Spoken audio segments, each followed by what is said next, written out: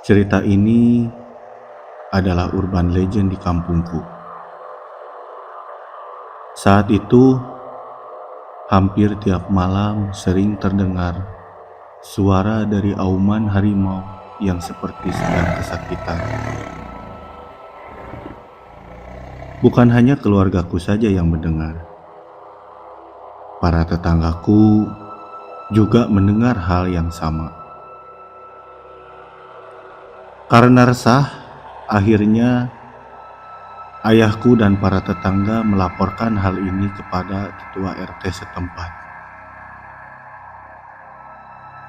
Dari hasil musyawarah tersebut, semuanya sepakat akan diadakan ronda tiap malam. Malam pertama hingga malam kelima, suara itu masih ada. Tapi warga yang ronda masih belum bisa menemukan di mana harimau itu berada.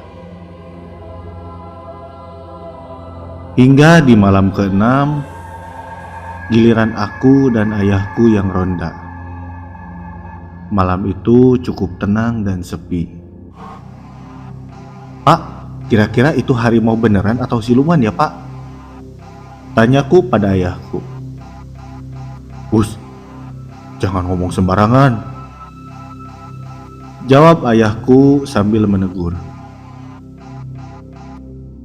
Kami berjalan menyusuri jalan-jalan setapak di kampung hingga akhirnya kami melewati salah satu rumah warga. Suara auman harimau itu mulai terdengar secara perlahan. Kami pun kaget.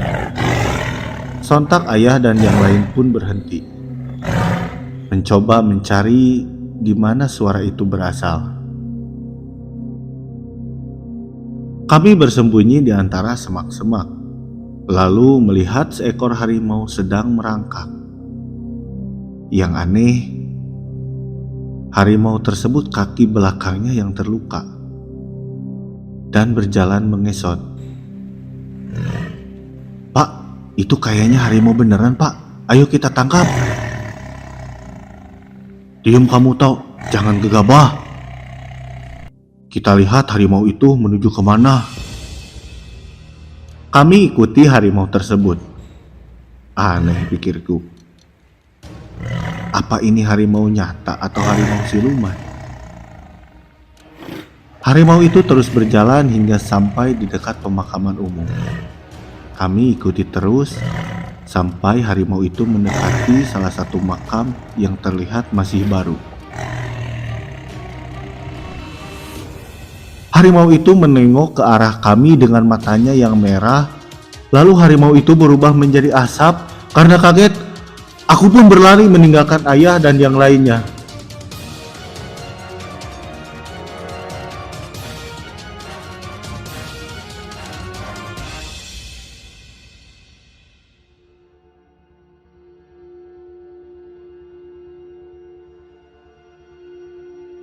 Esoknya, ayah dan para warga berkumpul kembali dan menceritakan apa yang mereka lihat.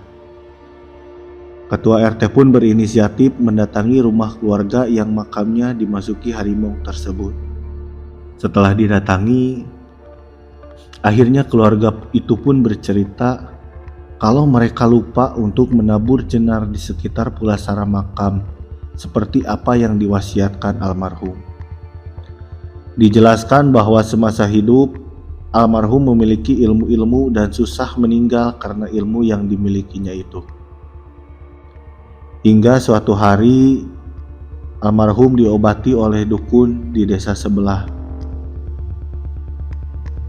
Setelah kejadian itu, dan setelah menabur jenar di sekitar pulasara makam, suara harimau itu pun sudah tidak terdengar lagi.